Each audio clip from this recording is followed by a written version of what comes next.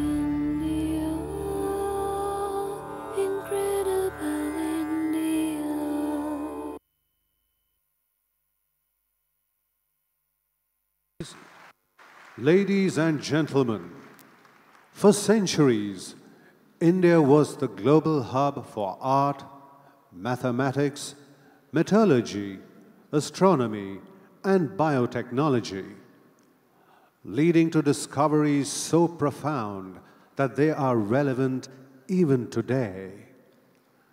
This ancient legacy of innovation is now resurgent and is being further augmented by the ambitions and entrepreneurial energy of 1.3 billion empowered citizens with a love for free enterprise, technology, unmatched skills, and an almost spiritual devotion to industriousness.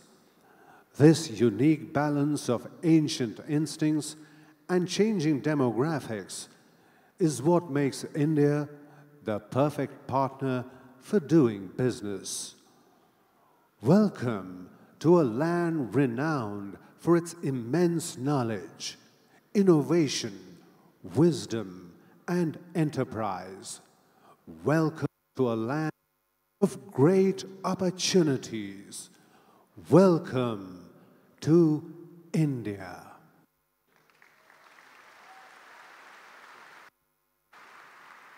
Ladies and gentlemen, welcome to the 8th edition of the Entrepreneurship Summit.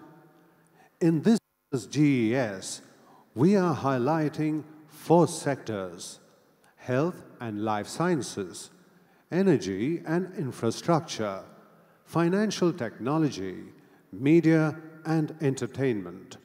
Ladies and gentlemen, GES 2017 was preceded by numerous Road to GES events across the world. And here's a glimpse. Since 2010, the Global Entrepreneurship Summit has traveled across the world. In its 8th year, the GES comes to India, making it the first hosting nation in South Asia. This is going to be a melting pot of cultures, a confluence point for investors, for entrepreneurs. India is a proud host to GES 2017 with the theme Women First, Prosperity for All. This year's Global Entrepreneurship Summit, co-sponsored by the United States, has representatives of 148 countries and over 1,800 entrepreneurs from around the world in a country that truly believes in the power of entrepreneurship. India is one of the fastest growing economies in the world, and its government has fostered an environment where entrepreneurship thrives. मैं जब कहता हूँ startup India तो मैं मान के चलता हूं stand up India.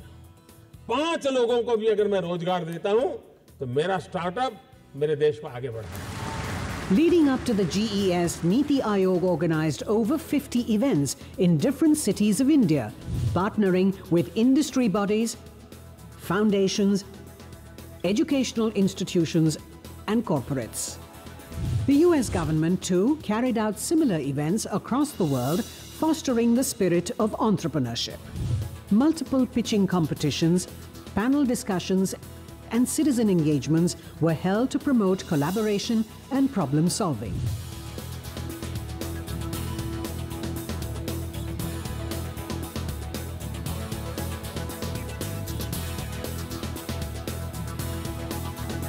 Winners from these competitions were given golden tickets to participate in the prestigious summit as delegates. By connecting the best entrepreneurship minds with investors and startups across the globe, we look forward to setting the agenda for prosperity, cutting across nations and communities at the Global Entrepreneurship Summit 2017.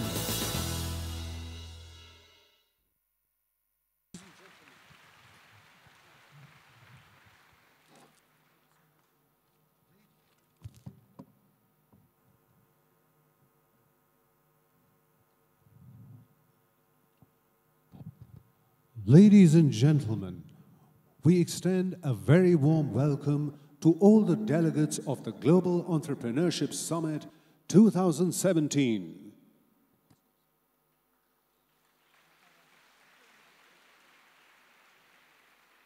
The journey of every entrepreneur begins with the dream, unshackling the mind and the spirit with a belief that something more is possible.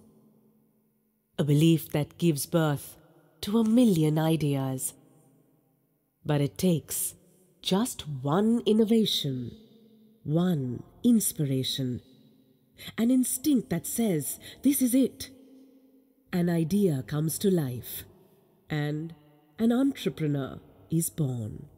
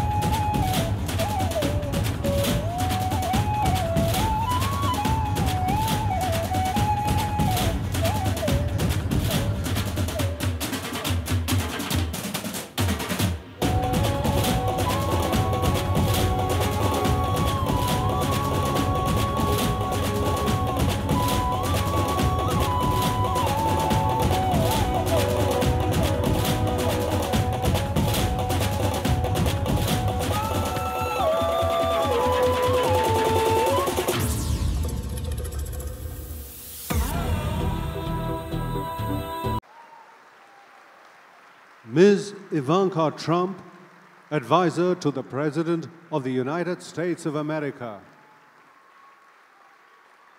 Governor of Telangana, Shri E.S.L. Narasimhan. Chief Minister of Telangana, Shri K. Chandrasekhar Rao. Srimati Sushma Swaraj, Honorable Minister for External Affairs. And our Raksha Mantri, Minister of Defense, Srimati Nirmala Sitharaman.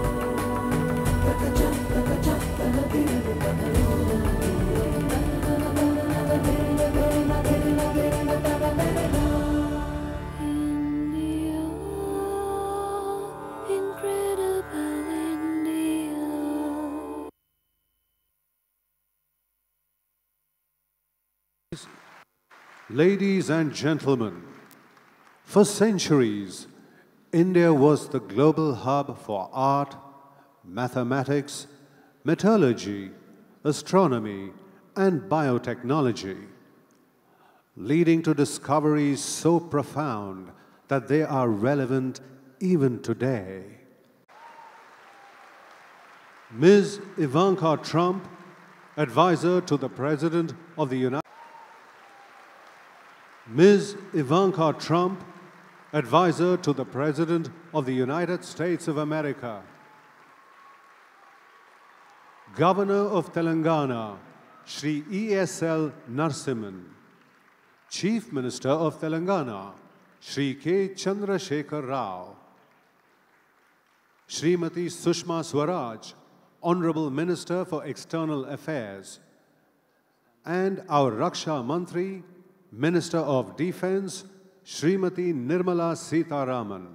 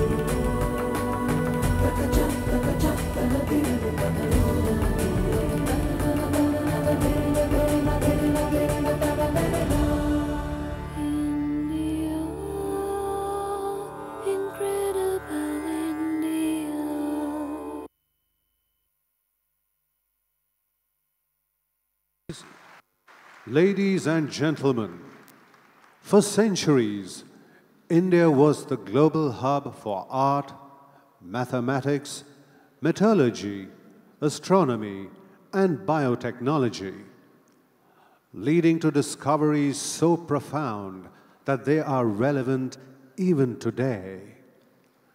This ancient legacy of innovation is now resurgent and is being further augmented by the ambitions and entrepreneurial energy of 1.3 billion empowered citizens with a love for free enterprise, technology, unmatched and an almost spiritual devotion to industriousness. This unique balance of ancient instincts and changing demographics is what makes India the perfect partner for doing business. Welcome to a land renowned for its immense knowledge, innovation, wisdom, and enterprise. Welcome to a land of great opportunities. Welcome to India.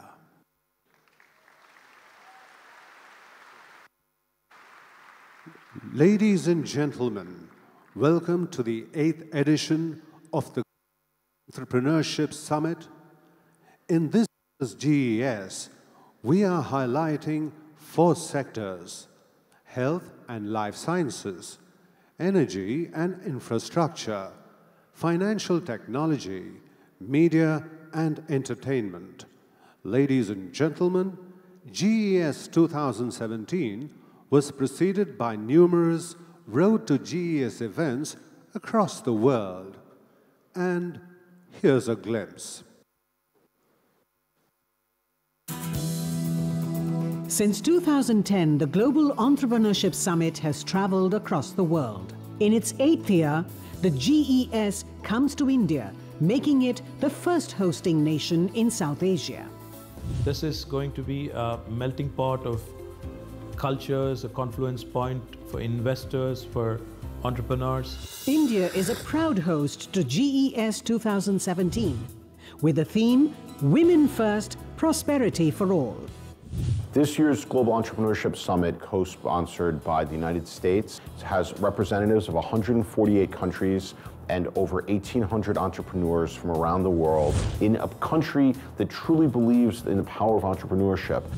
India is one of the fastest growing economies in the world, and its government has fostered an environment where entrepreneurship thrives. मैं जब कहता हूँ startup India, तो मैं मान के चलता हूँ स्टैंड अप इंडिया। 5 लोगों को भी अगर मैं रोजगार देता हूँ, तो मेरा स्टार्टअप मेरे देश को आगे बढ़ाएगा। Leading up to the GES, Niti Aayog organized over 50 events in different cities. We have given approvals to 5,469 industrial units with a total investment of $17.5 billion and created over 400,000 jobs. All this achievement has happened without the investors requiring to run from pillar to post. Telangana has been ranked as #1 state in the country in ease of doing business rankings brought out by the Government of India and the World Bank jointly. Telangana has now become a favored destination for both international and domestic investors, and you will be pleased to know that Hyderabad has the second largest presence of 5 most valuable companies in the world outside their own headquarters in the USA. These include Apple, Google, Microsoft, Facebook, and Amazon. We are also encouraging young entrepreneurs. I am happy to mention that Hyderabad hosts India's largest technology incubator called T-Hub. We have a vibrant startup ecosystem in which the government has played a catalytic role in bringing together the best academic institutions and the corporate sector to nourish and support the brilliant young minds. T-Hub is now recognized as a role model by the National Institute of Transforming India, popularly known as Niti Aayog. I am delighted that we have got such an important platform to showcase our investor-friendly environment. At the same time, we are also keen to learn from the innovative work being done by others all over the world. I trust that the deliberations over the next 2 days in the Global Entrepreneurship Summit will enrich us with new ideas and plans. I once again welcome all of you to our state of Telangana and hope that you would enjoy the legendary hospitality of Hyderabad and relish its signature dish, Hyderabadi biryani. Thank you. Jai Hind.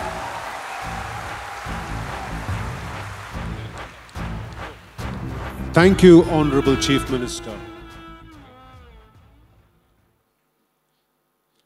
Ladies and gentlemen, we would like to introduce you to Mitra, an indigenous robot developed by a young startup from Bengaluru.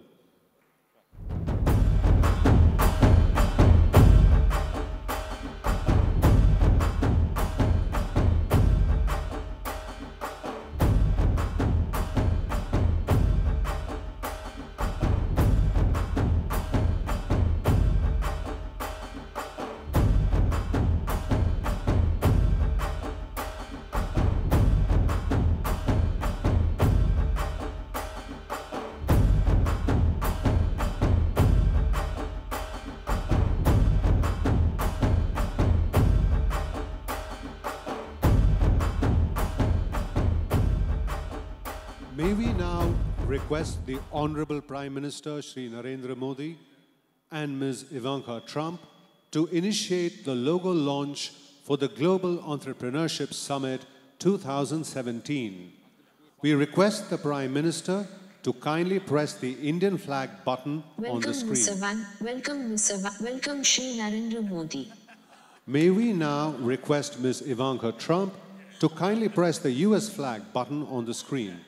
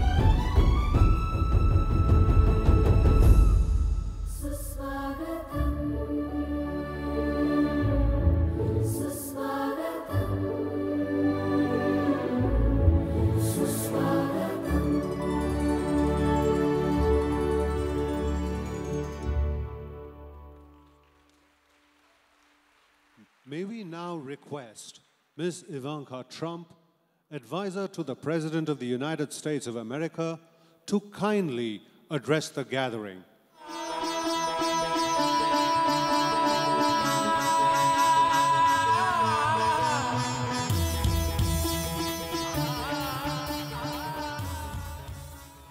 Hello, everyone.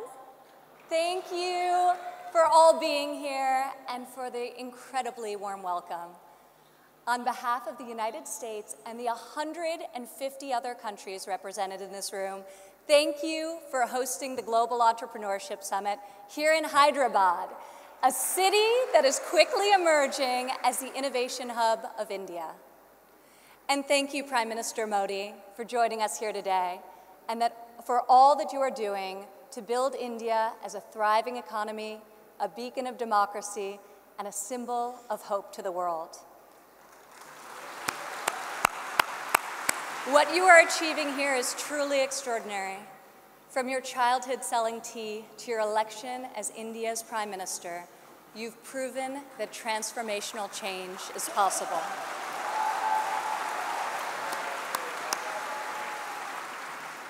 And now you are bringing that promise to hundreds of millions of people across your country. Thank you. To the people of India, I want to congratulate you as you celebrate the 70th anniversary of your independence. You are celebrating it as the world's largest democracies and one of the fastest growing economies on earth.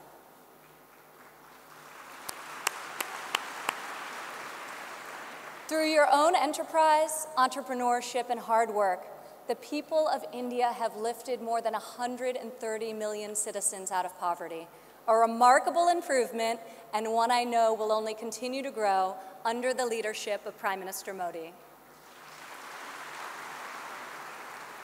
All of you are helping India's middle class reach its goal of nearly 500 million people by 2030. You have opened new universities across the country. Your doctors and scientists are discovering medical cures and life-saving technologies. Your engineers and your architects have built modern wonders that grace your skies.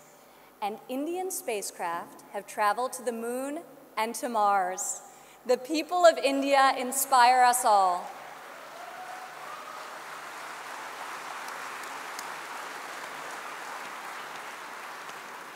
This is the first time India has hosted the Global Entrepreneurship Summit. It is a symbol of the strength and friendship between our two people and the growing economic and security partnership between our two nations. As President Trump said earlier this year, India has a true friend in the White House.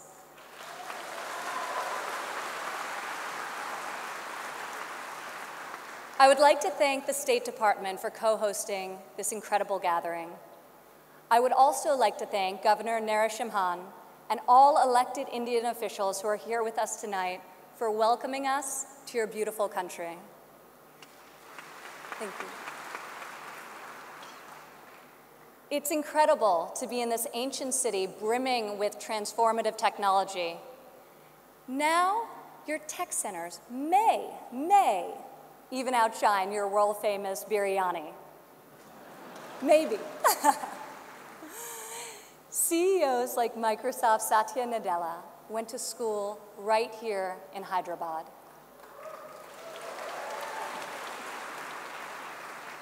Just a few kilometers away, T-Hub's brand new facility is set to open next year and will become the largest incubator in Asia.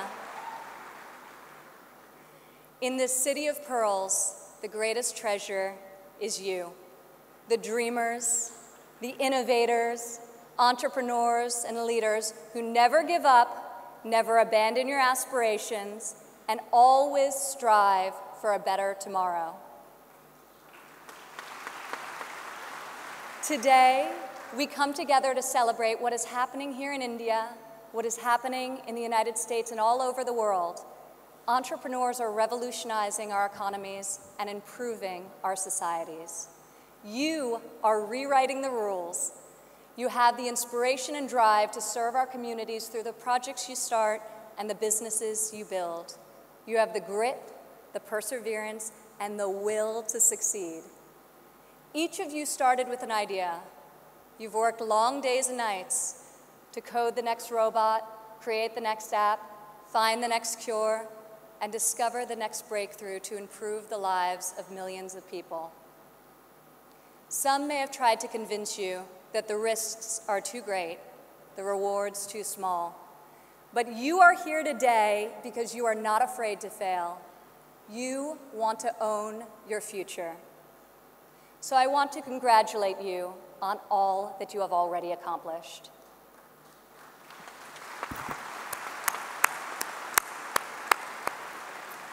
And I especially want to congratulate the women entrepreneurs here with us today.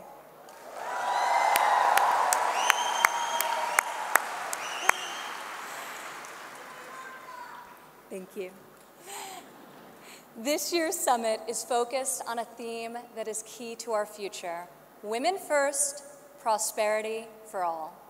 I'm proud to say that for the first time ever, women make up the majority of the 1,500 entrepreneurs selected to attend this summit. I see all of you out there. Only when women are empowered to thrive will our families, our economies, and our societies reach their fullest potential. As a former entrepreneur, employer, and executive in a male-dominated industry, I've seen firsthand that all too often, women must do more than their male counterparts to prove themselves at work, while also disproportionately caring for their families at home. After my father's election, I saw an opportunity to leave my businesses for the privilege of serving our country and empowering all Americans to succeed. Our administration is advancing policies that enable women to pursue their careers and care for their families, policies that improve workforce development and skills training, and policies that lift government barriers and fuel entrepreneurship so that Americans can turn their dreams into their incredible legacies. In the last decade, women have made remarkable strides in starting new businesses. Globally, between 2014 and 2016, entrepreneurship activity amongst women has increased by 10%. In the United States, within the last decade, the number of women-owned firms has grown by 45%. Even more promising, minority women have started nearly 8 in 10 new woman-owned businesses.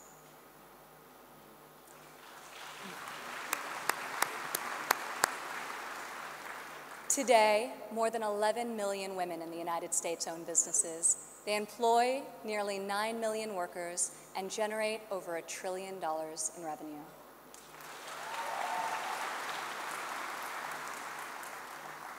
Many women become entrepreneurs and job creators out of necessity. Some weren't given the flexibility they needed at work to care for their families. Others lacked professional sponsors or weren't given a fair shot at a promotion.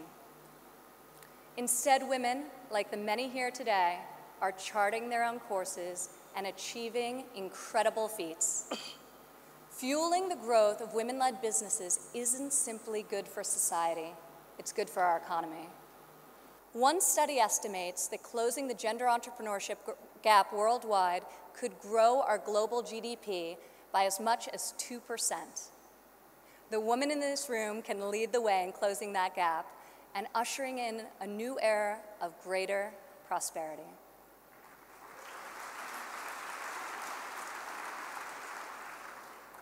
Yet despite the soaring rate of female entrepreneurs, women still face steep obstacles to starting, owning, and growing their businesses.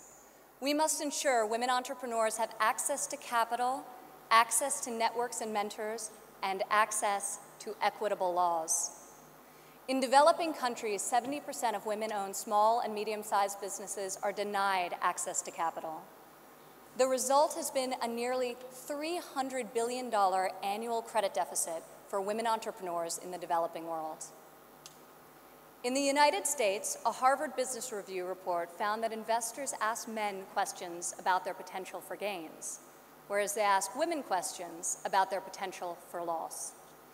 This could in part explain why women entrepreneurs received less than 3% of venture capital funding in 2016.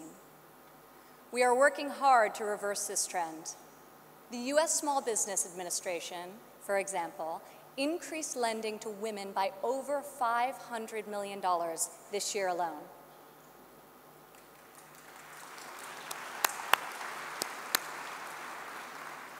When it comes to networks and mentorship, roughly half of women in the United States say they have difficulty finding a mentor. Yet mentorship is critical to success, as each of you knows. Entrepreneurs need professional guidance to help them start and grow their business.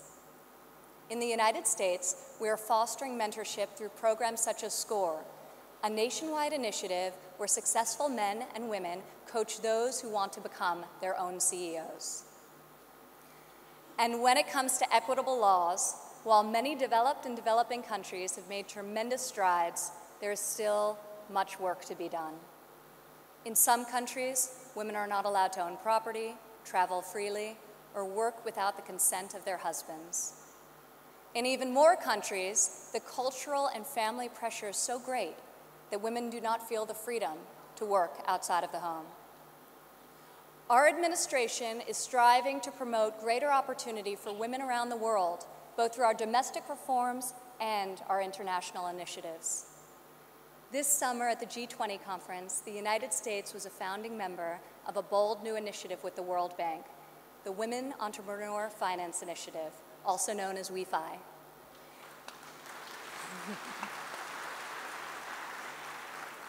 This facility provides access to capital, networks, and mentorship for women in developing countries.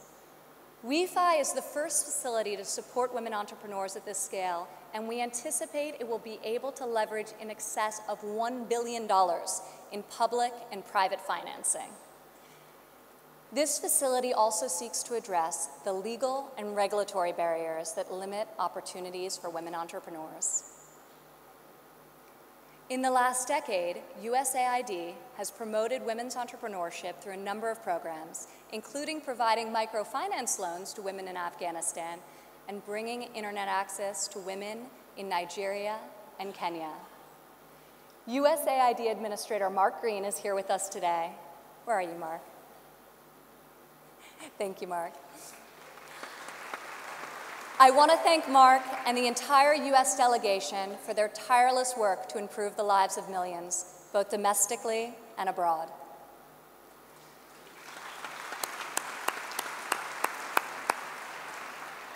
Further, as each and every one of you can attest, this summit is yet another powerful example of a U.S. initiative that connects entrepreneurs around the world with investors who believe in your mission and will champion your success. I want to thank the U.S. business leaders who have traveled all the way to Hyderabad for this inspiring event. I also want to congratulate the more than 350 American entrepreneurs who were selected to be with us here today to represent America's brightest talent.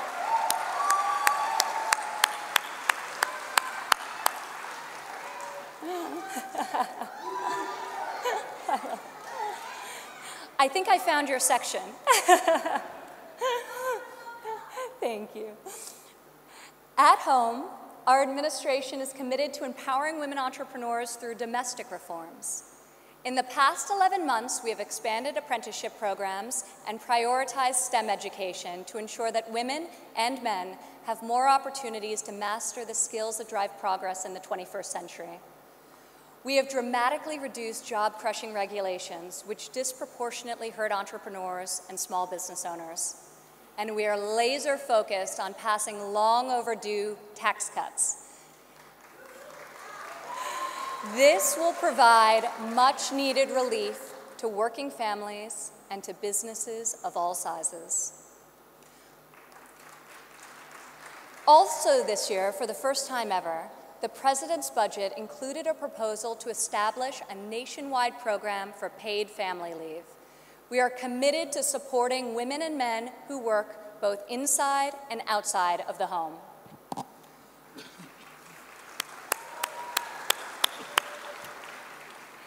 When women work, it creates a unique multiplier effect. Women are more likely than men to hire other women, to give them access to capital, mentorship, and networks. Women are also more likely to reinvest their income back into their families and their communities. Here in India, I want to applaud Prime Minister Modi for his firm belief that the progress of humanity is incomplete without the empowerment of women.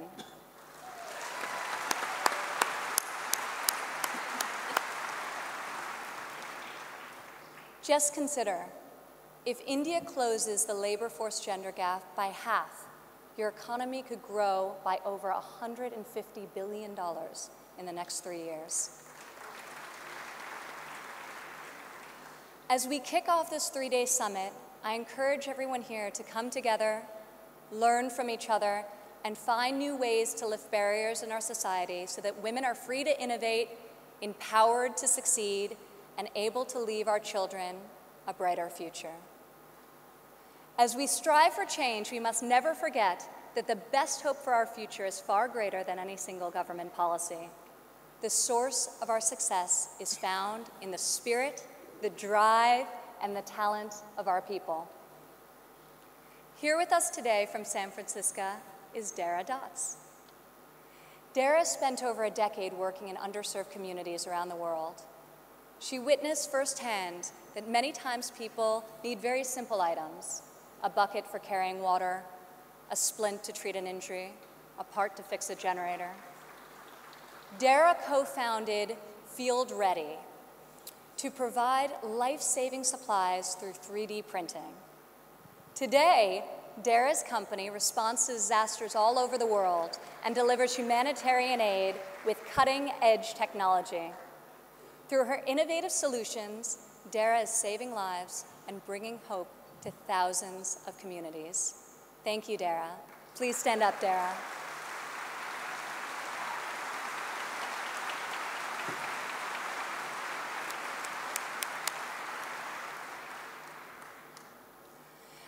Rajlakshmi Bhartakar joins us from Bangalore, India.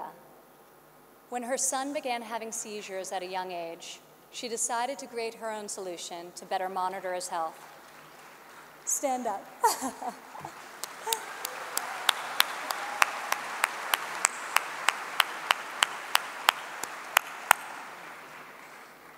She invented a smart glove that predicts, manages, and detects different diseases and disorders using artificial intelligence.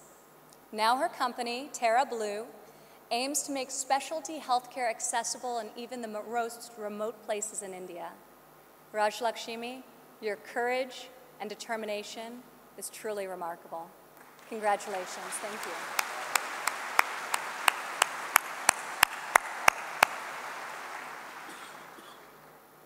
Also here with us today is Rayan Karmalova from Azerbaijan. Rayan, please stand up.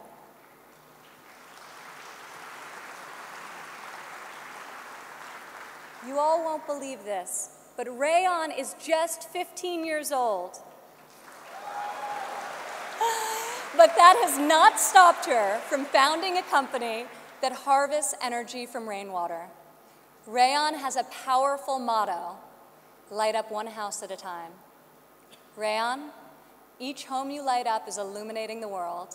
We are inspired by your brilliance and your hard work. Thank you.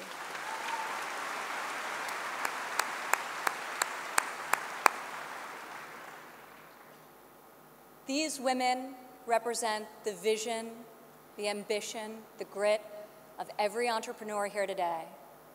You are saving lives, creating jobs, and bringing hope to our communities.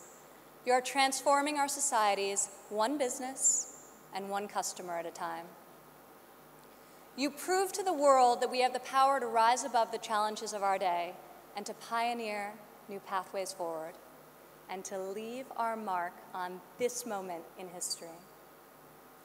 Just think about how much better the world would be if all of us, men and women, are empowered to dream big, aim high, and work together towards a more just and prosperous future. A future where mothers and fathers can work hard to build a better life for their families, where boys and girls can go to school, discover their talents, and pursue their ambitions, and where people of all nations can live and work together in dignity and in peace. This is the future we can, will, and must build together. And this is the promise of the visionaries gathered in this room today. Thank you.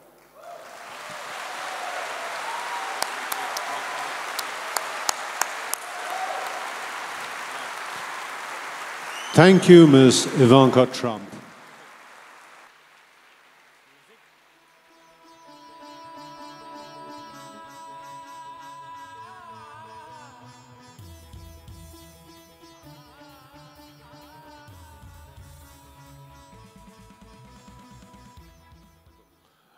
May we now request the architect of the new resurgent India, the driver of the entrepreneurial spirit of India, encompassing Make in India, Startup India, and the Digital India initiatives.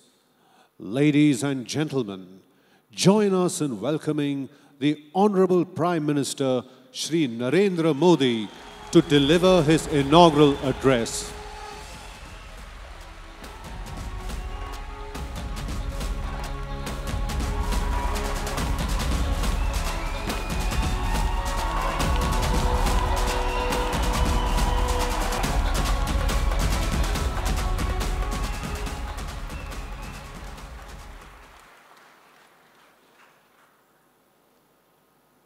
Governor of Telangana, Sri S.L.L.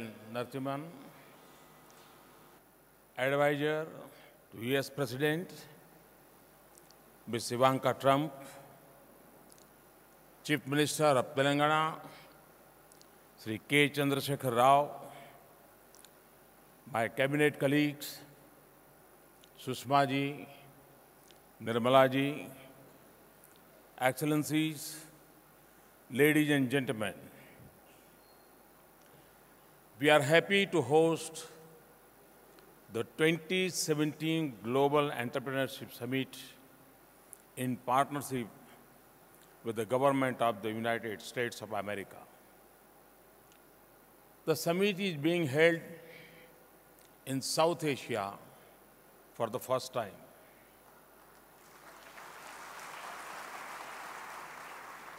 It brings together leading investors, entrepreneurs, academicians, think tanks, and other stakeholders to propel the global entrepreneurship ecosystem. The event not only connects the Silicon Valley with Hyderabad, but also showcases the close ties between the United States of America and India.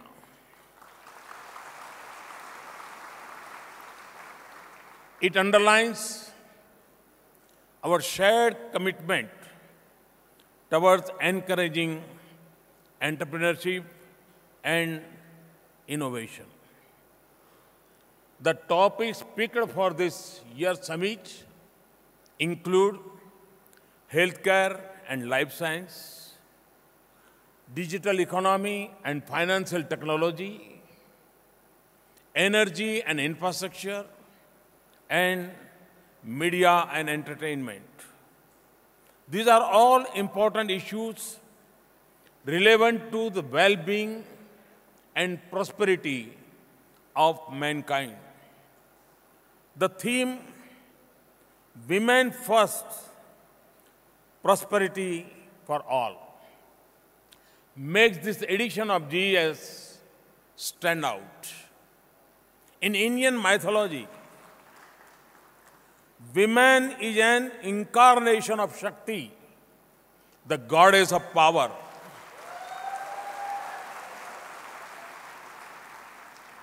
We believe women empowerment is vital to our development. Our history has references to women of remarkable talent and determination. Gargi, an ancient philosopher around the 7th century BC, challenged the male sage to a philosophical discourse, something unheard of in this time even. Our warrior queens like Rani Ahilyabai Holkar and Rani Lakshmibai fought bravely to defend their kingdoms.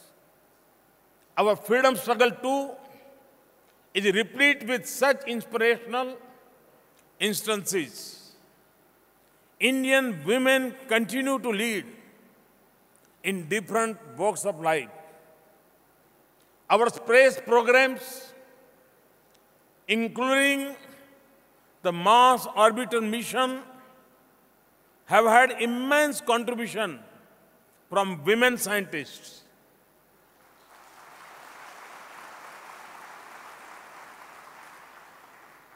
Kalpana Chawla and Sunita Williams, both of Indian origin, have been part of US space missions. 3 out of 4 oldest high courts in India are now headed by women judges. Our sportswomen have done the country proud. This very city of Hyderabad is home to Saina Nehwal, P.V. Sandhu, and Sania Mirza. We have brought laurels to India. In India, we have provided for not less than 1/3 of women representation in rural and urban local bodies, ensuring women's participation in grassroots level decision making. More than 60% of workers in our agriculture and allied sectors are women. Our milk cooperatives in Gujarat and the Sri Mahila Grudyog Lijjat Papad are examples of highly successful and globally acclaimed women-led cooperative movements. Friends, here at the GES, more than 50% delegates are women.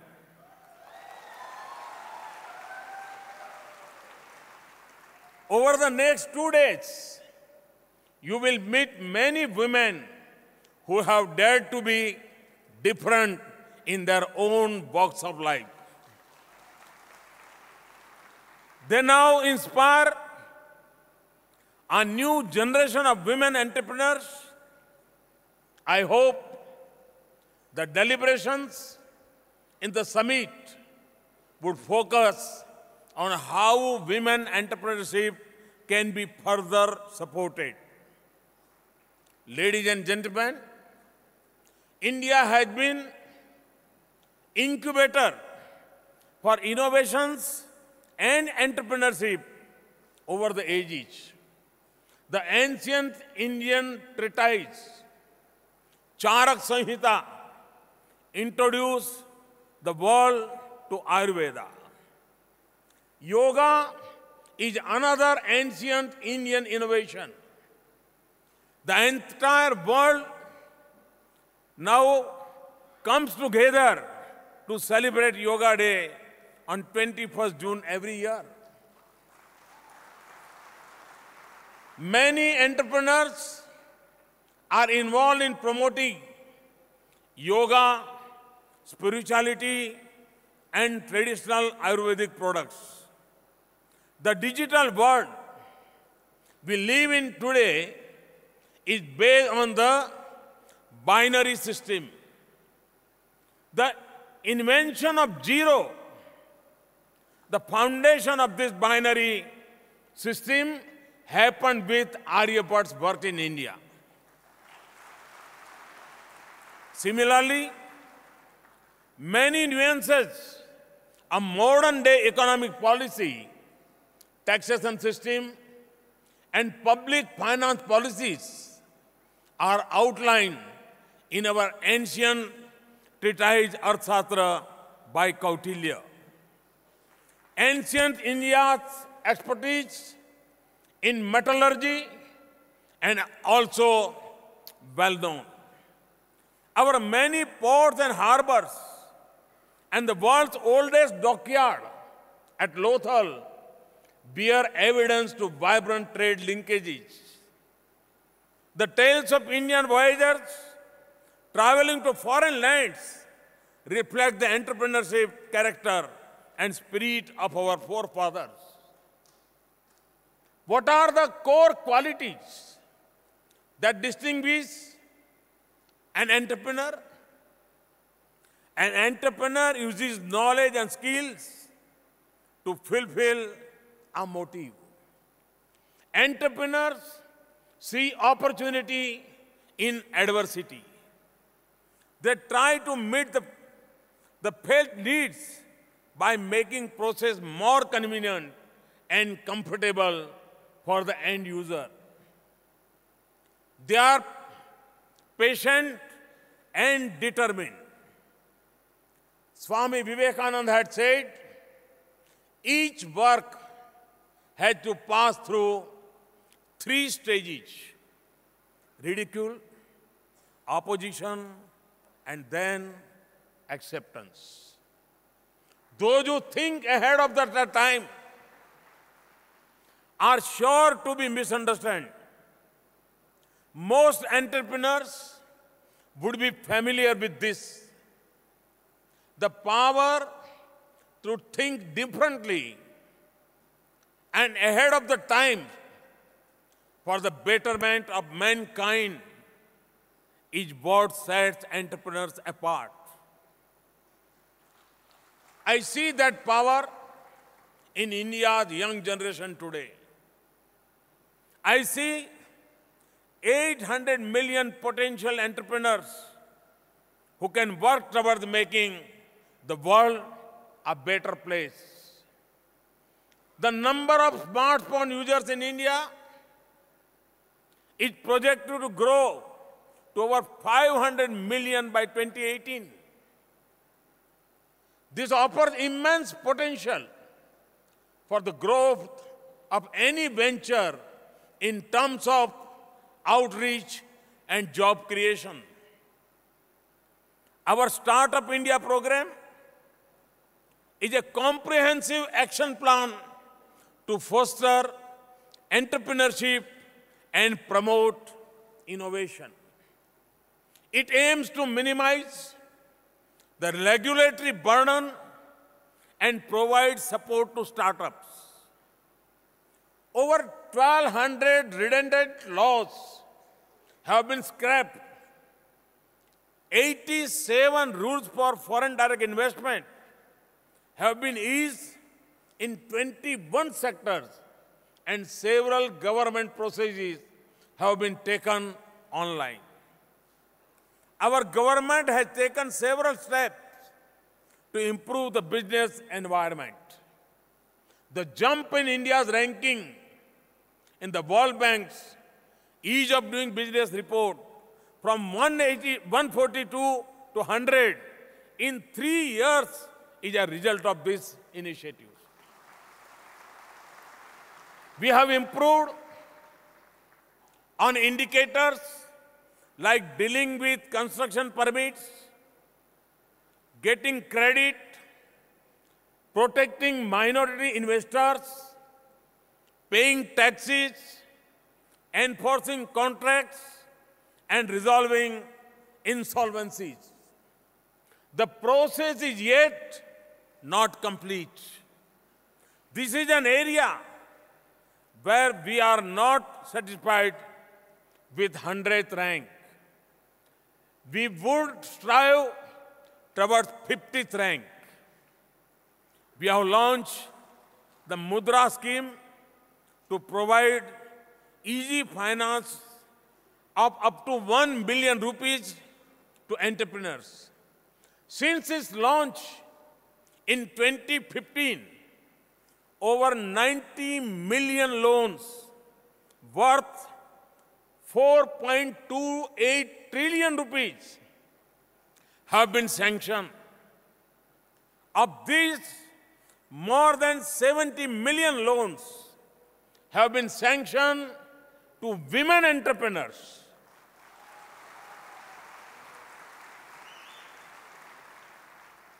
My government had launched the Atal Innovation Mission.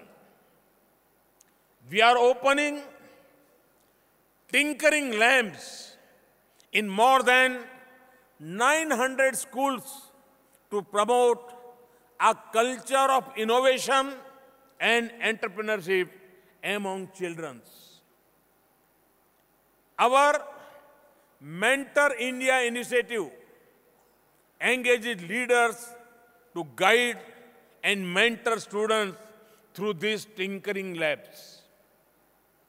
In addition, 19 incubation centers have been created in various universities and research institutions. This will nurture innovative startup businesses to become scalable and sustainable.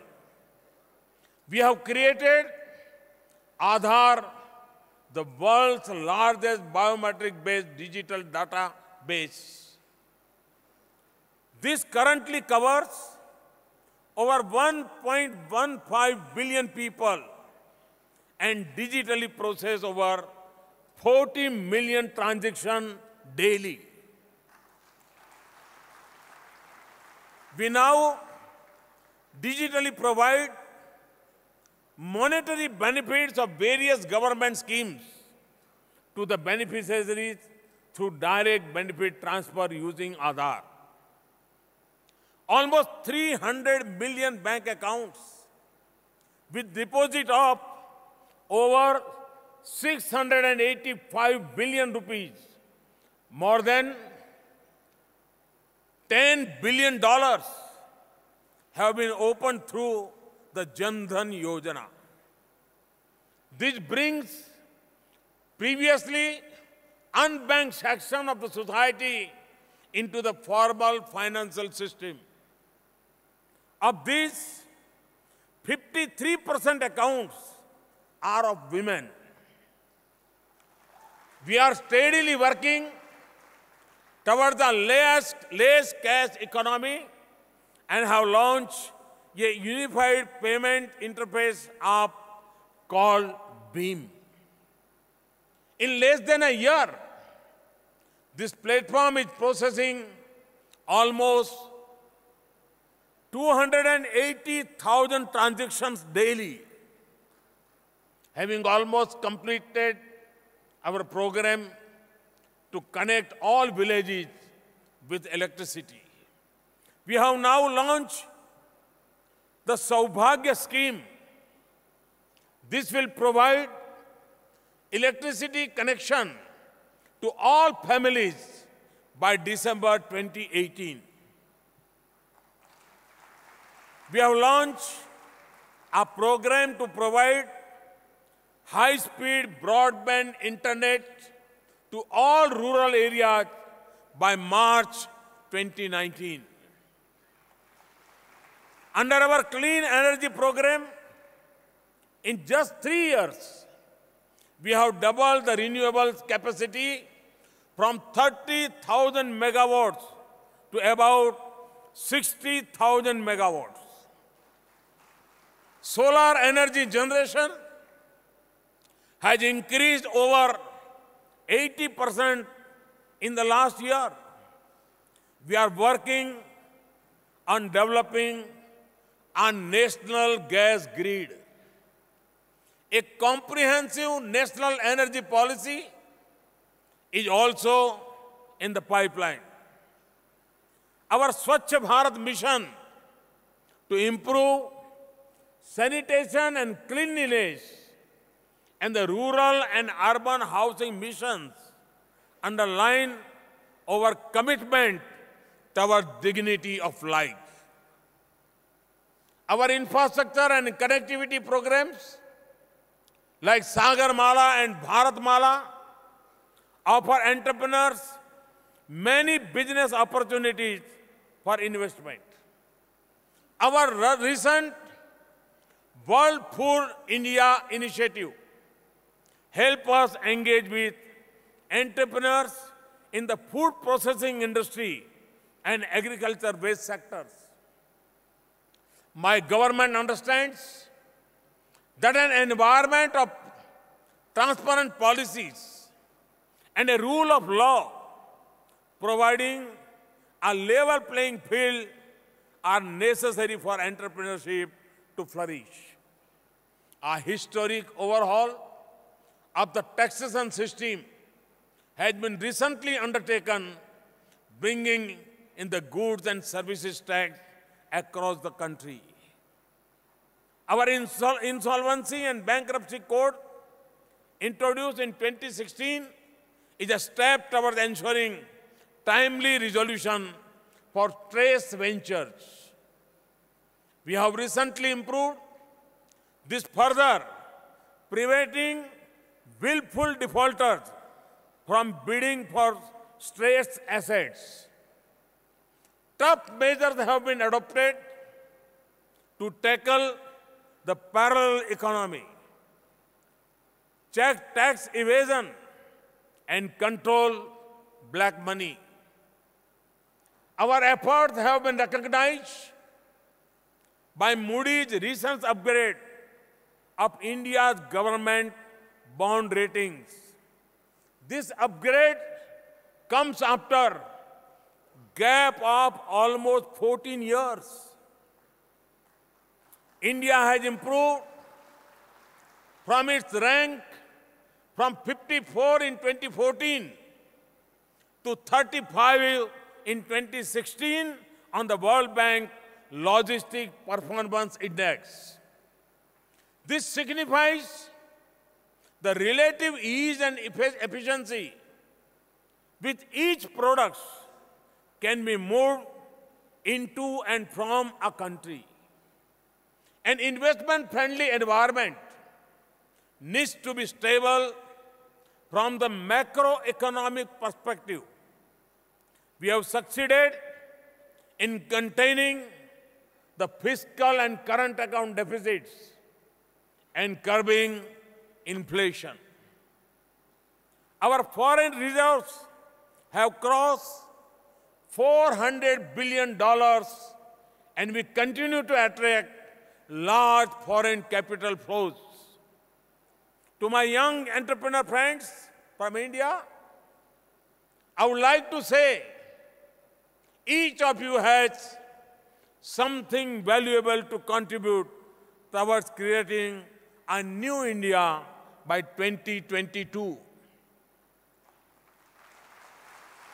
You are vehicles of change and instruments of India's transformation. To my entrepreneur friends from across the globe, I would like to say, come, make in India, invest in India, for India and for the world.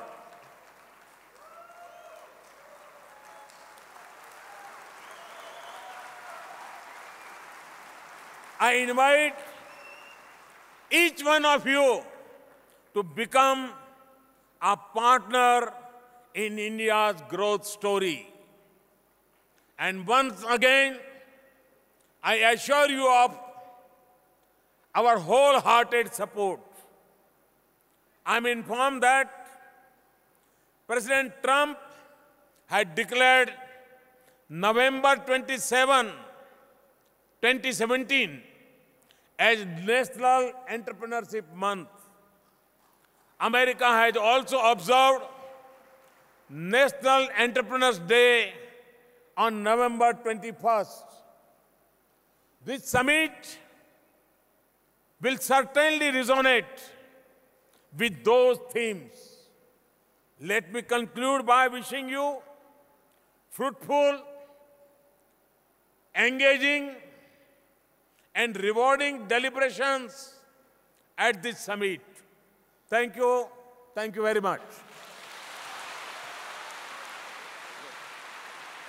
Thank you, Honorable Prime Minister of India, for your inspirational address. Thank you.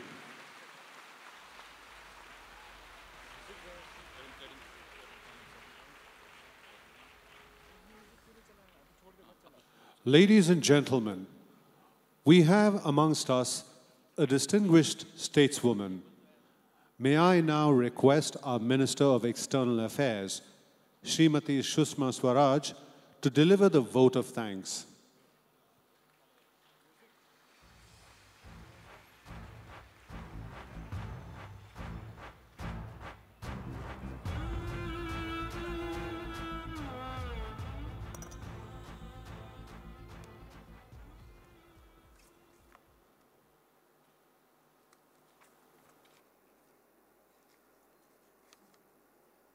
Namaskar. Good evening.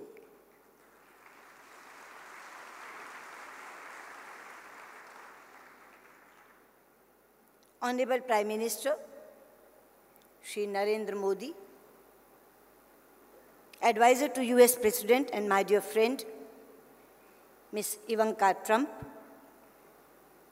Chief Minister of Telangana, Shri K. Chandrasekhar Rao, my esteemed colleague, Srimati Nirmala Sitharaman, distinguished dignitaries and enthusiastic participants. I am delighted to have this opportunity to participate in the inaugural session of the Global Entrepreneurship Summit 2017 and propose a vote of thanks on behalf of the Government of India. Friends, India is a land of entrepreneurs, and the US is a nation that is identified with the spirit of enterprise. The relations between our two countries have developed into a strategic partnership of global significance. It is therefore eminently appropriate that our two countries have come together to co-host this Global Entrepreneurship Summit. The focus of this summit is on women entrepreneurship. Women entrepreneurs are epitome of courage and leadership. Therefore, empowerment of women is a priority for India and should be a priority for the entire world. Prime Minister Modi quoted from Swami Vivekananda. I'm again quoting Swami Vivekananda. I quote, "There is no chance for the welfare of the world unless the condition of woman is improved. It is not possible for a bird to fly on only one wing."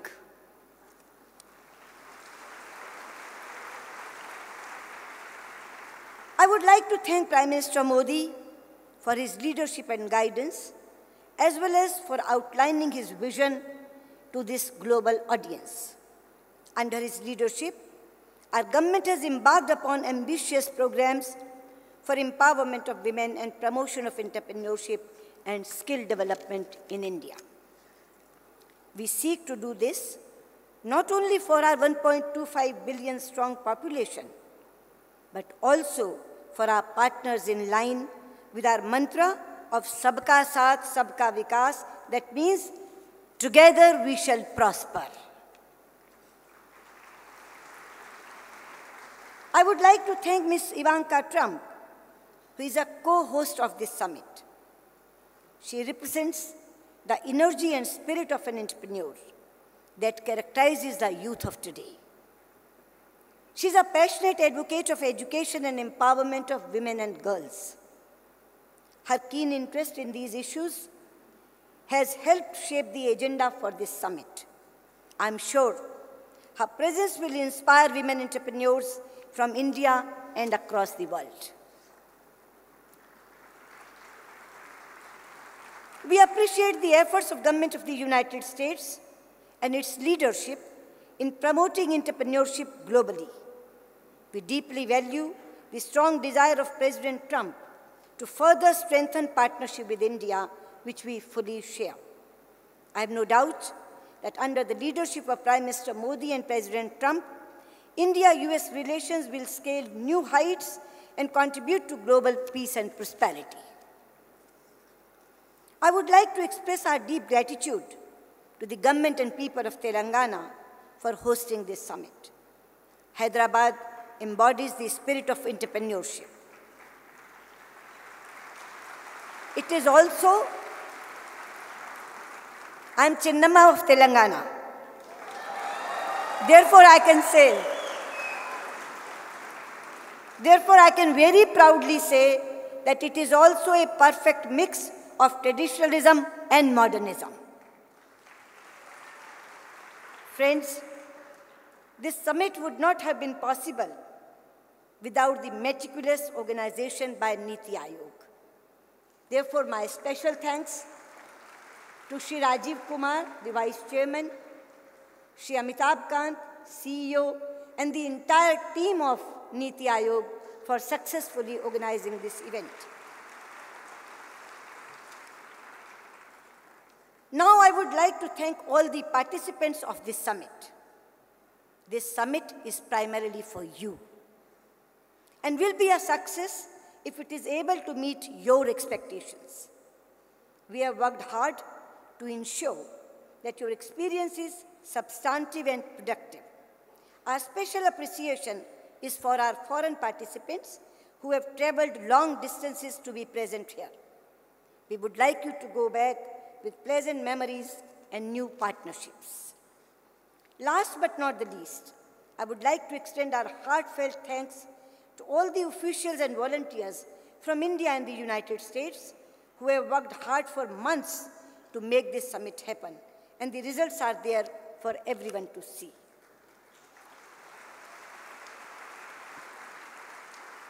Friends, we have begun the summit with a spectacular opening, and I wish you productive deliberations over the next 2 days.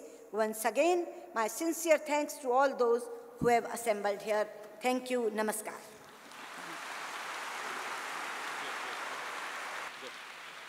Thank you, Honorable Minister.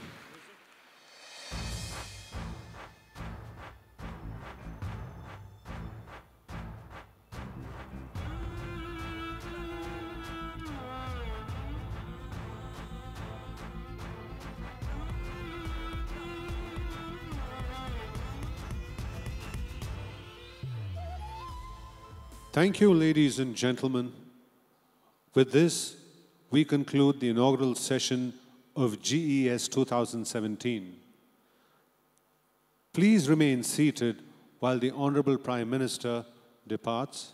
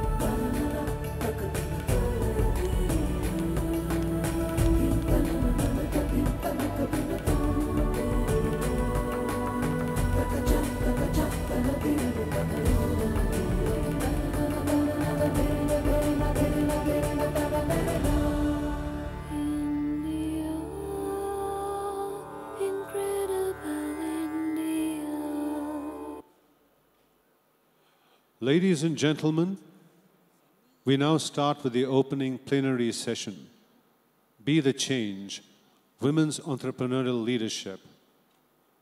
Ladies and gentlemen, please welcome John Chambers, Executive Chairman of Cisco.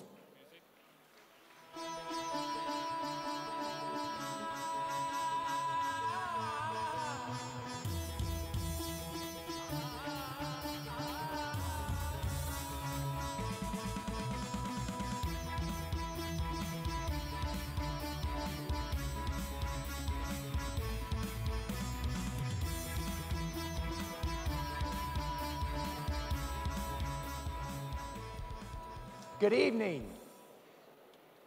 It's truly great for me to be back in a country that I love, a country that has moved from being a slow follower to a fast innovator on a global scale. Today's panel is really about how do we bring to life what the Prime Minister and what Ms. Trump talked about earlier in terms of a vision for how we can change the US, change India, and change the world. When I originally got asked to speak on this topic, I got very excited And I said, my topic's going to be about startups. I know how we do this, and I know how we do it well. And then I realized how far India has come. How far India has come in the last 3 years, when I was honored to be probably the biggest bull about India's future.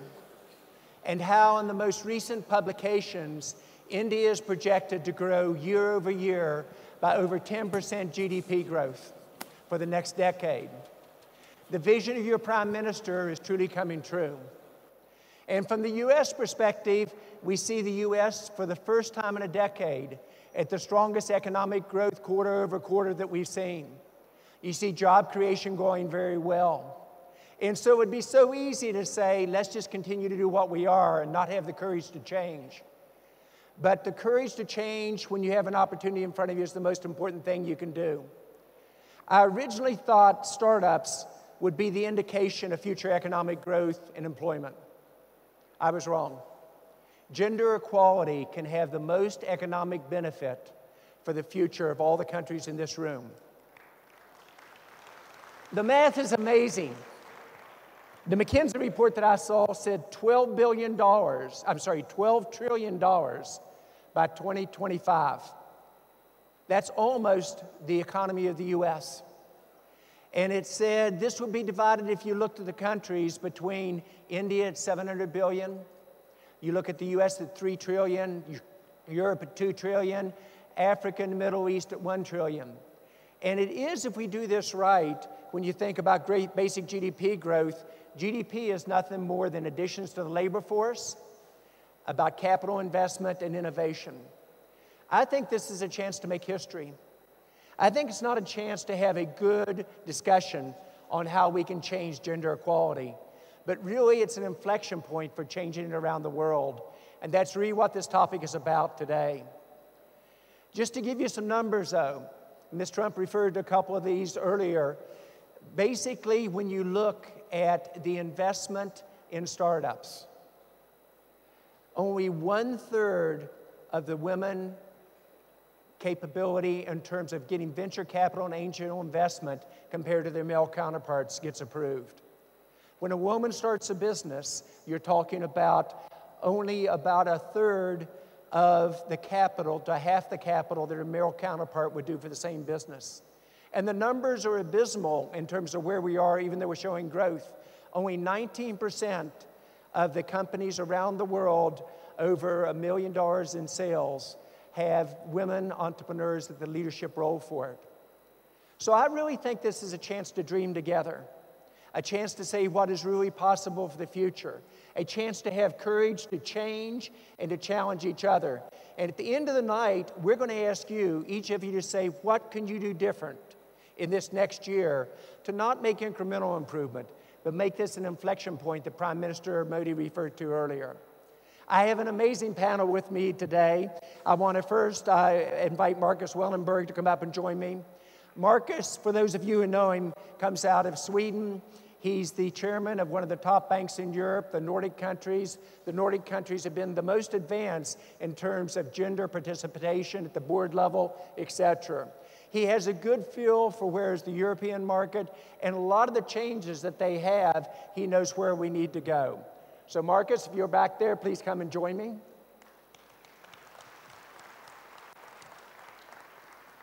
The second person to join me is a person that I know and care about very greatly. She basically has been a great friend for many, many years. And Minister Nirmala Sitharaman, she, when I first met her, was WTO negotiator. She is a tough negotiator, but she also knows how to make things happen. As literally the Ministry of Commerce and Industry, she was responsible for Prime Minister Modi's programs to really drive through Startup India and Manufacture in India. She has an ability to instill confidence. She has an ability to bring people together, and now is one of the 5 top women defense ministers around the world. Madam Minister, if you please come and join us as well.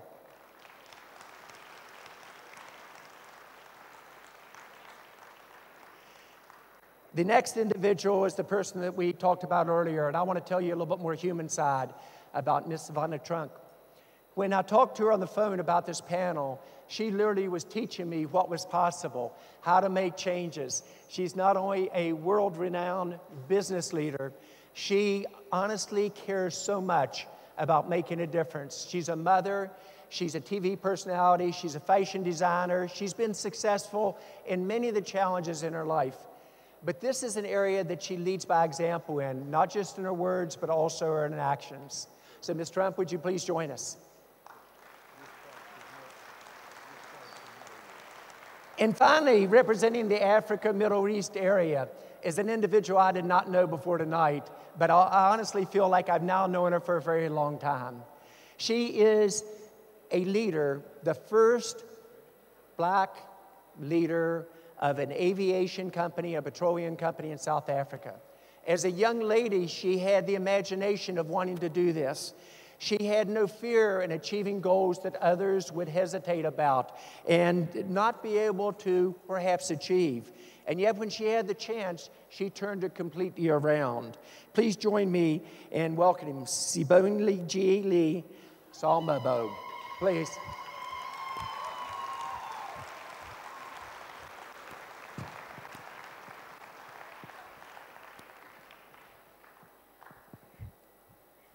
Thank you, my friend. Thank you, John. This will be fun. Thank you. I'm going to switch you to right here if I could. Thank you. Please. Got you. So if I may start off with you, Ms. Trump, you watch what is occurring in the world. You have a passion for this. It'd be so easy with the economy of the U.S. going well, the tax reforms changing, et cetera, not to have the courage to make this change. Why is the administration doing this? Why is it so important to you personally? And let me also ask a double question. What advice would you have for the young women entrepreneurs in the audience in terms of kind of lessons learned? Because you've come through a male-dominated world and done remarkably well. What would be your thoughts on both topics? Well, first of all, thank you. Thank you, John. Can you hear me? Hello? Better? Hello? Thank you, John, and thank you for all that you've done to inspire so many entrepreneurs, men, female alike, and for participating in... Hello? Testing on the mic, please. Hello? Thank you. And for participating in this dynamic panel. We appreciate it. I was so excited to come here to Hyderabad, this center of innovation, and to have the opportunity to meet with so many entrepreneurs from all over the world who are deeply inspired by their own individual mission. And that to me is one of the most incredible things. And ultimately, now in this role in government that I'm so privileged to have, that's my desire, to create an opportunity for more people to have the advantages that I've been so fortunate to have. I talked about the unique challenges that face female entrepreneurs, the lack of adequate access to capital, to networks, to mentorship, and in some countries to equitable laws. These are challenges we can solve for by talking about the problems, by working together, by combining the thought leadership of those in the private sector and here in this room today with smart government policy that enables all of our country's citizens to thrive. So I am incredibly optimistic 11 months into my time in the Trump administration. I see firsthand how we're creating a climate to fuel the growth of business, to reduce barriers to new entrepreneurs who are thinking about whether or not they're going to engage. So you asked earlier about my advice. You just have to do it. You just have to do it. I think too often there's a myth that everyone who started a business was 100% sure and had 100% belief that that business would succeed. It's not true. Many people started businesses on the side while continuing their primary job until they got the confidence that it was going to work. Many waited for several years. Many pivoted out of their existing business into another. Many failed to come back again. So to those aspiring entrepreneurs who are in this audience today and are wondering if you have what it takes, if you are deeply passionate about the company you want to start, if you're deeply passionate about your vision to create change and to create a product or service that will better the world, just go do it. Just go do it. No time like the present. Minister Sitaranam, you have an amazing record in your country here in India of women being successful in politics, in business, and the arts. What is the magic here? If you look at your Security Council, 2 of the 4 of you are women. You look at many of your political leaders throughout the country and many of your business leaders, they are also women. Today at the T-Hub at IIT University, we saw 35 of the startups going on, over 40% of them are women. What is the takeaway for many of us in this audience about what India is doing different and the generation of female leaders that you all have been able to develop and continue to develop? Well, I like to believe that that trait in the Indian women has always been there. Mm-hmm. But only in the last 60 years, because of the model of development that India had adopted, socialist.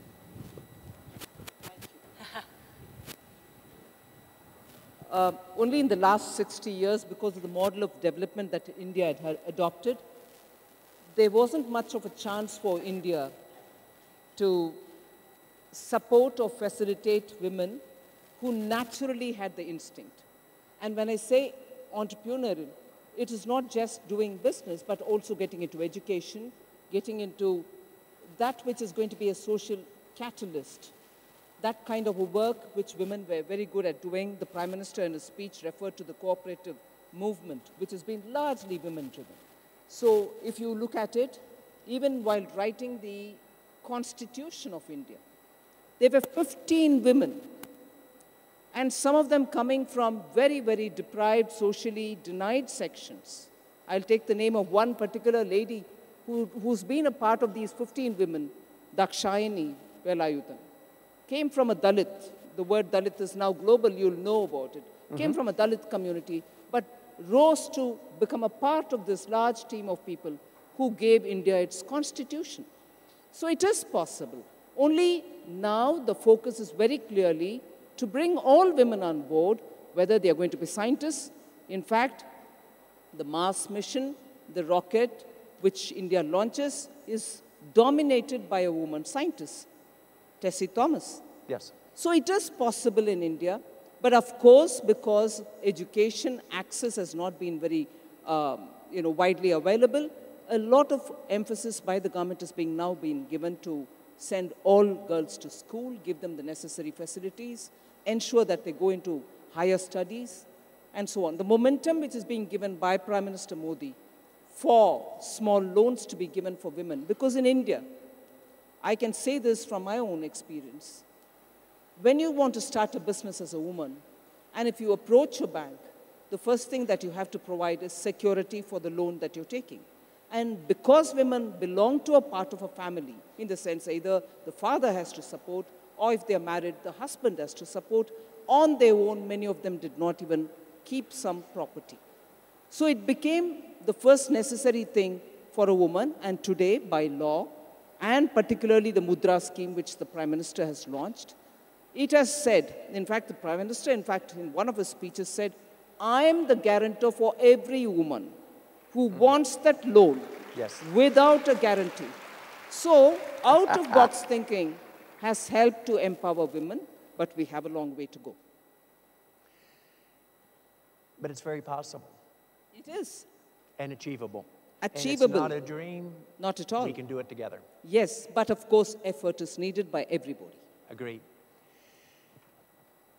Ms. Samba, you had a vision watching planes fly over when you were a young person about someday being in aviation. You had the courage to, when the Empowerment Acts occurred in South Africa, to go for it. You are the first 100% owned female entrepreneurship in aviation. In my notes said in South Africa, I'm not sure, but what in the world? What are some of the lessons learned? Was it what you thought, being a female going into a male-dominated world? How did you adjust your leadership style, or did you, in terms of what was expected? And how could you teach many of us in the audience, not just the females, but us males that need to learn as well, what it was like for you in making these changes? Thank you, John, and good afternoon, everybody. For me, starting an aviation company started with a passion. I'm a human resources practitioner by profession. And one day I decided that, you know, I want to follow my dreams. I want to find what lies within me and pursue that. So I decided that I am going to leave the corporate world, start my own aviation company and thrive. Little did I know that everything comes with a package, that it is not smooth sailing to be an entrepreneur. However, it is possible when you persevere and you have a vision and you look at the end of the road at what you want to achieve.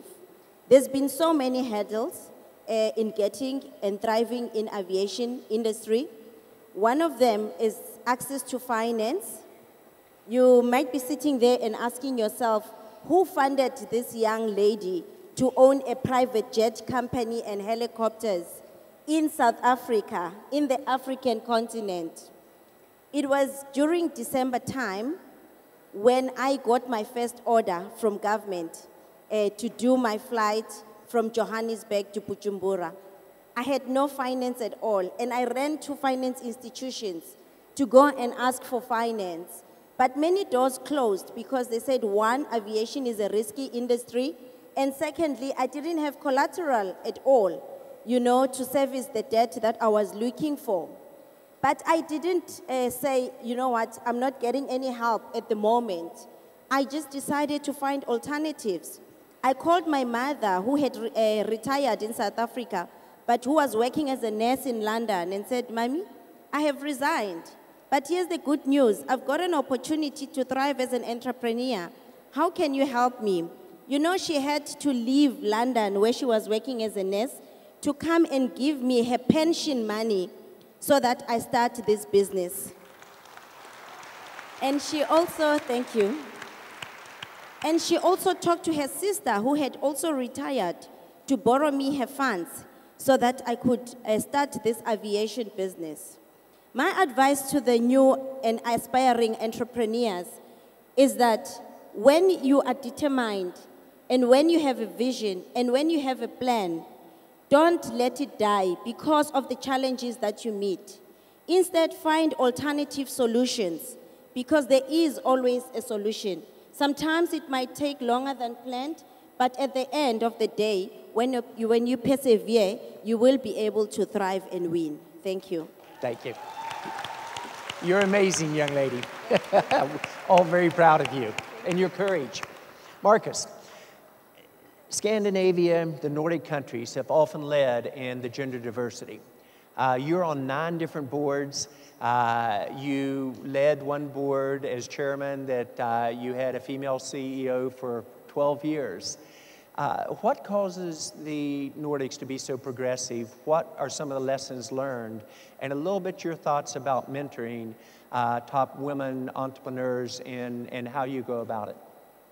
Well, you know, as you said, I come from a different part of the world where the diversity question has been very much up front for a long, long time.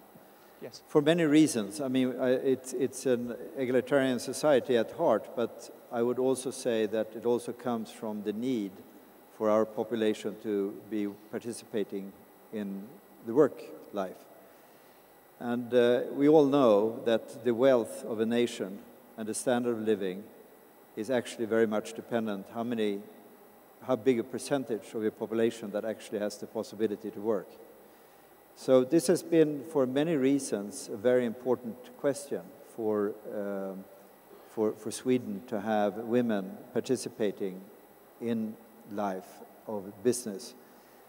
On top of that, they've been actually, in the last few years, a tremendous push for entrepreneurship in our part of the world. I'm happy to say that a lot of those who are doing that today are women.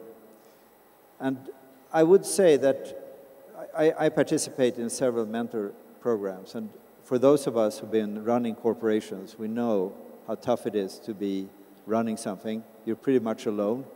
You maybe don't have a board. You really need somebody to talk to completely openly, and Yes. even if you have a board.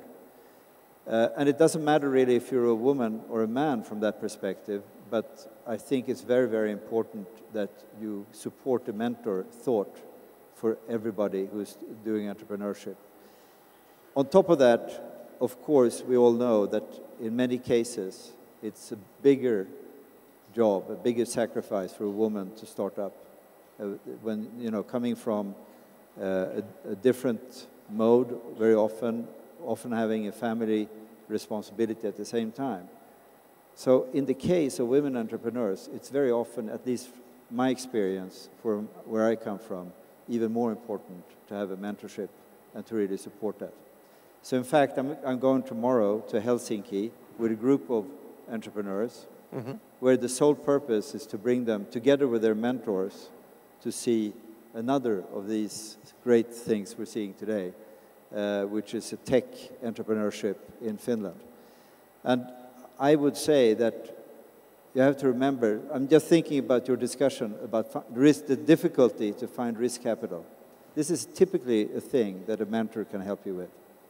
You know, to support, open up the doors, give them support, having the experience, and then really making it work. Agreed. I'll come back to a couple of those questions if we have time as well.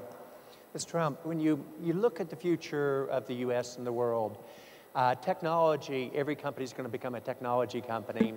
And it doesn't matter if you're in retail or fashions or in government. How important is it that our education system evolve? And how important is it that we really focus on our women entrepreneurs, really giving them the education in technology and STEM? And what do you think we need to do better, both as a country, our home country, and around the world in this area? Thank you, John. Well, I think it's tremendously important. Historically, women have been greatly underrepresented in STEM fields. And you note that now technology is not confined to one sphere. Yes. Technology is disrupting every industry and reinventing every industry. So every industry is a technology industry. And I view computer science, digital literacy as really foundational to success across so many industries, especially when you look at the future of where work is headed. So as part of our commitment to ensuring skills training and ensuring we continue to have an incredible and competitive workforce, we've been very, very focused on prioritizing STEM education, starting in our schools K through 12, and with a particular focus on making sure that the programs are designed with gender and racial diversity in mind. So when you look at a field like computer science, for example, women represent 47% of the American workforce, yet make up only 21% of computer science professionals. Yes. So what's very concerning when you look at where the jobs of the future are going to be increasingly headed, and you look at the low representation of women in this very critical field, and this is true of all STEM fields, engineering, we represent 13% of engineers. So you look at the work of the future, if we continue not to take our fair share, if we continue to be underrepresented in these high growth areas, in these lucrative fields of the future, I worry that the fourth industrial revolution will not only lead to us remaining stagnant in terms of closing this persistent gender wage gap, but I worry we'll actually start to make negative progress and lose a lot of the gains that we've made in recent decades. So I think it's critically important, and that's why President Trump rolled out just a few months ago a presidential memorandum that told the Department of Education to prioritize STEM education and committed $200 million, a minimum of $200 million annually towards that goal, and it could be much more in grant funding. So we're very focused on that, and then beyond K through 12, we're very focused on workforce development and worker retraining to ensure that every American, regardless of age, has an opportunity to participate in the economy and get the skills training they need if they're in an industry where their jobs have been displaced or in an area of the country geographically where they've lost opportunity, that they have the opportunity to re-enter the workforce. So really the combination of K through 12, STEM and computer science focus, and then workforce development, apprenticeship models, which have been very, very successful in places across the world, notably Germany and Switzerland, are areas that we're very, very focused on as an administration. In addition to technical education, because as you know, coming from Cisco, the needs are not just of a four-year college graduate. So many of the great STEM jobs that are open and available today require no or minimum post-secondary education. So I think it's a tremendous opportunity in our country, and we're looking forward to filling those vacant jobs and making sure that the next generation has the skills that will enable them to succeed in the modern economy. Completely agree. And what you're beginning to see is you have to not solve this with one or two variables. You have to do 7 or 8 things well at the same time. Madam Minister, before you were Defense Minister, you really implemented Prime Minister Modi's startup concepts and how you do a startup ecosystem, as well as how you do stand-up in terms of the women leadership. If the majority of the jobs in this country, but also around the world, are going to be generated entirely through startups, because the large companies, Marcus, you and I were talking, are not going to add jobs in total over this next decade. Some will increase, some will decrease. What were the lessons learned in both roles in terms of what the audience could learn about what we've done right in India, and what you think the challenges are to carry over this to it being a largely startup-generated gender equality as we move forward? It's interesting that you raised this point. Soon as this new government under Prime Minister Modi was formed, the Prime Minister's emphasis was, we have to encourage the young entrepreneurs. And the Startup Action Plan, about which he referred in his speech too, was launched. And not just launched the action plan, but we kept our ear close to the ground. And as and when startups kept telling us that there had to be more and more changes, more tweaking to the action plan itself, we were ready for the changes. Normally, governments do take some time to change, but given the nature with which, or the temperament with which Prime Minister Modi works, he wanted quick results, he wanted to move ahead and be responsive. So the action plan was kept actually real time. So we kept changing in response to the changes that came, because inherently we believe that governments can no longer generate jobs on their own as much as you want. It can still probably give some jobs, but it cannot generate as much as you would want, one. And second, people also, particularly in India, were no longer looking up to the government for providing jobs. They thought they had the capacity, the skill sets, to start a business and provide more jobs for others in their neighborhood or among their acquaintances. So it was very clear that that spirit of entrepreneurship had to be kept up, and solutions which are going to be local, at the same time which could be scaled up, were all to be encouraged. It wasn't possible for Delhi or for the state headquarters to decide and give solutions for everything that the people need. So we had to be rapid in moving, and we thought it made sense, therefore, to have people coming up with solutions, and in the course also creating jobs, churning the economy, keeping it far more vibrant. So that was the justification, and in that I must appreciate again the guidance we received from the Prime Minister.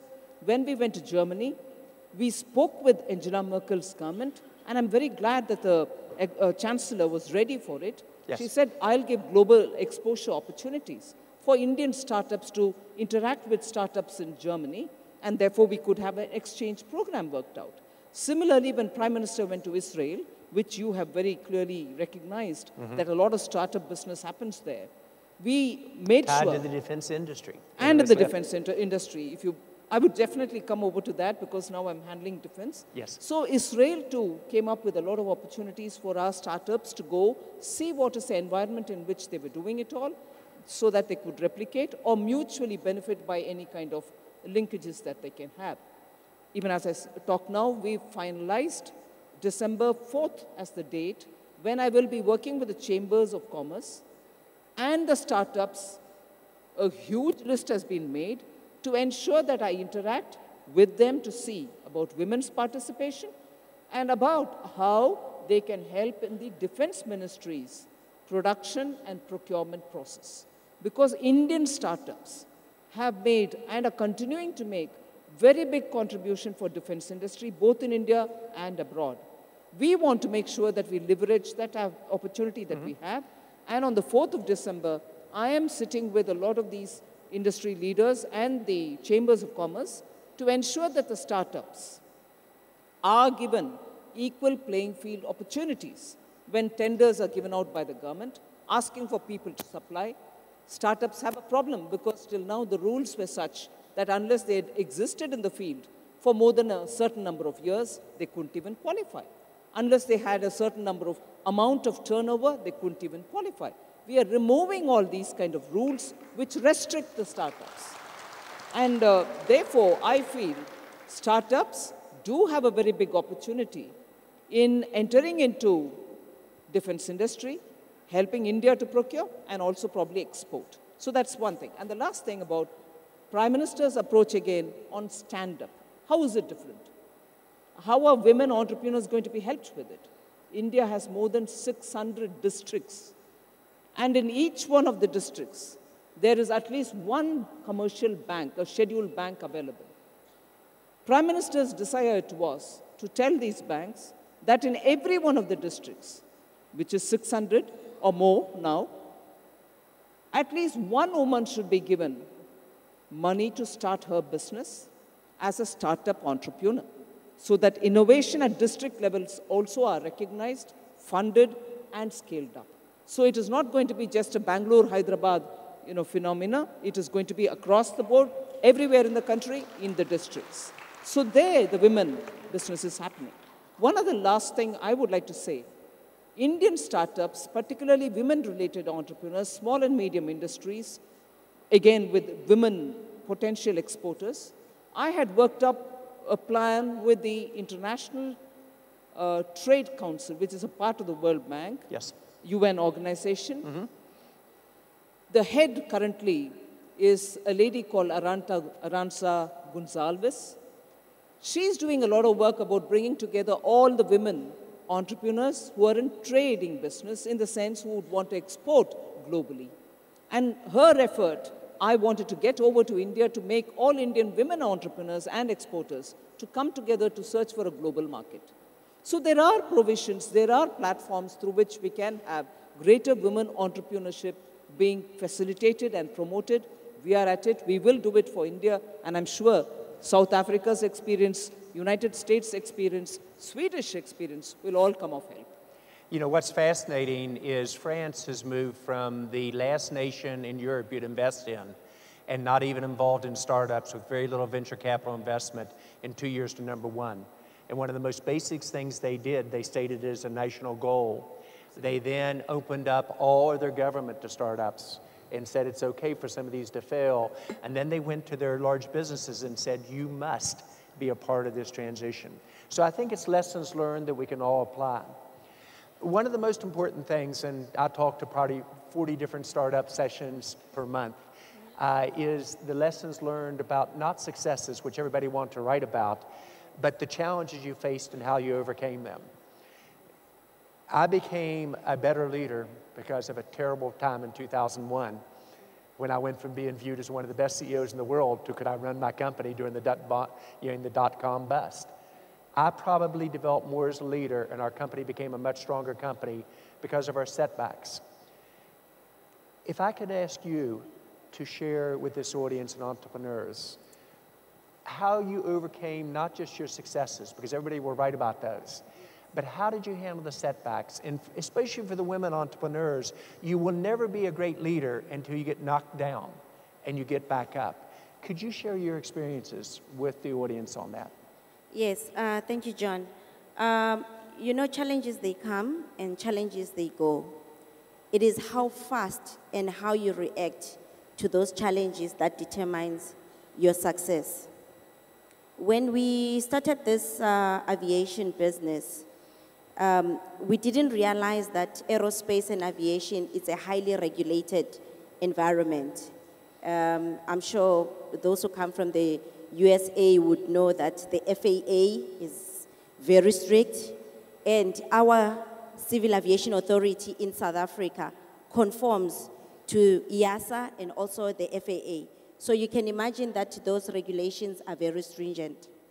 At some point in the company, we didn't manage to renew our licenses because the challenge was that you need to do at least one flight to exercise the rights of your licenses. And at that time, we didn't have enough access to aeroplanes, to infrastructure, to capital, and a whole lot of things that are required to run a successful aviation company. And I remember one day when one of the auditors from the Civil Aviation Authority came to our offices, just took our licenses from the wall and said, "You're no longer allowed to operate." You know, it was such a huge setback for us as a company because now we couldn't, you know, generate income. Now we couldn't, you know, see through our vision. But as a leader, I needed to communicate to the staff, you know, our vision. I needed to be strong and confident so that the employees could follow me. And I didn't just stop there. I managed to go back, find partnerships, which is very important. You cannot run an organization on your own and expect to run a successful business. You need partnerships. And in aviation, you need partnerships globally, not only in your country. So that's what we went back. We took stock of what was happening in the company and managed to get partnerships, revived our licenses, and managed to get back and operate. Now we are based at Lanseria International Airport, and I can assure you that we fly our customers safely all over the world. Thank you. Thank you. I started off by saying this could be an historic moment. It could be another conference where we talk about gradual improvement, or it could be one where we recognize with all the changes going on around the world, from technology to leadership in common countries to the ability to make dreams come true, how much a difference we could make. As you leave tonight, I'd like for each of you to think what you can do to make a difference this next year.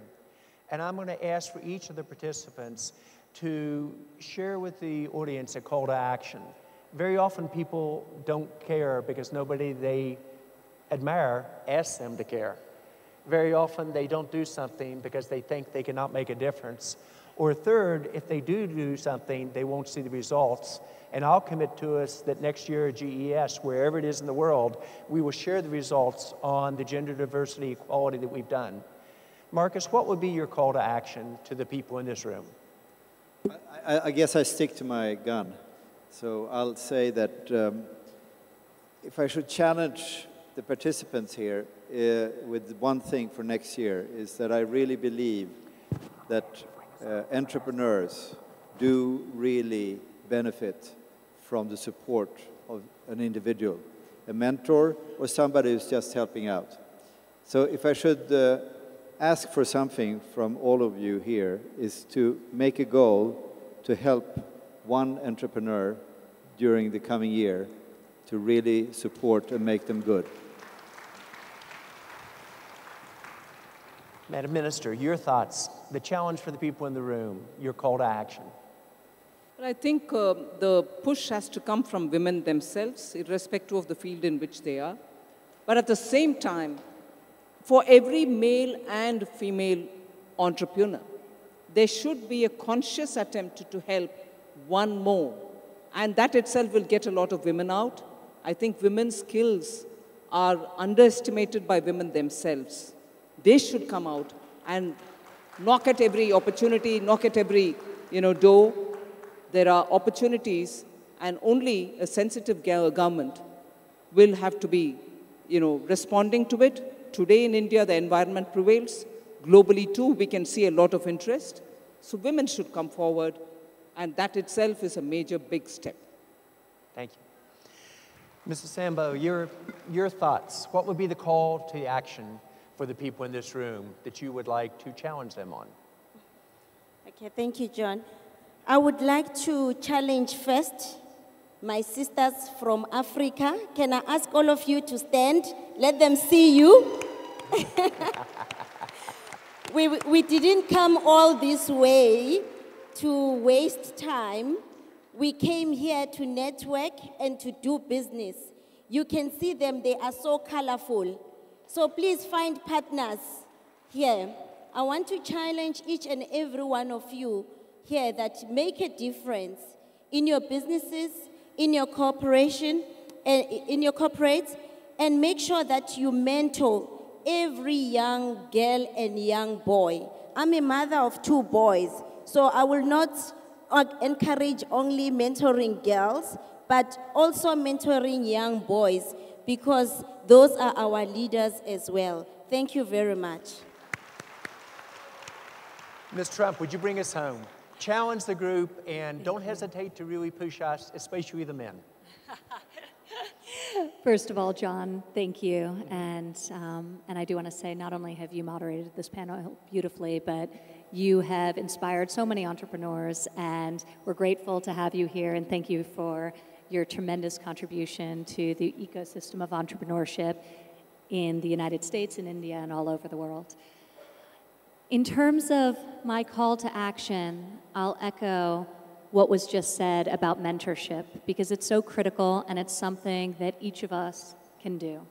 So our governments should help us lower barriers, create a climate that enables us to be competitive, regulatory relief, tax reform, all the things we discussed, access to capital. But each one of us can find in our communities, in our neighborhoods, another person who could benefit from our knowledge and who we could give knowledge to them, but they can also provide tremendous insight to us as well. One of the things I've really been impacted by wherever I go, whether it's throughout America or anywhere in the world, is the fact that most people will say that the guidance they got, the professional wisdom that somebody imparted upon them, was more valuable to them than even capital in the earliest days, because they avoided major pitfalls. And this is particularly challenging for women because there are less natural mentors. There's a smaller ecosystem of women, which is why the men in the room need to create opportunities for their female peers and create sponsorship opportunities, create networking and mentorship opportunities for them as well. So we can start to build that out and grow it. But mentorship really, I've come to believe, is so core. And I look at my own personal experience, and so much of what I was able to do was based on the advice and the feedback I got from the very intelligent people I would ask very basic questions of, and especially in the earliest days of my starting out in business and starting my own business. So that is something that I will ask each of you to do. I will try to do this as well, and we appreciate your being here. I'm deeply inspired by the number of countries represented, by the diversity we have here today, by the gender equality that is present in this room of innovators. And I look forward to a great summit. So thank you to our hosts. Thank you very much. Last question. I want to see a show of hands. How many of you are in to make this change?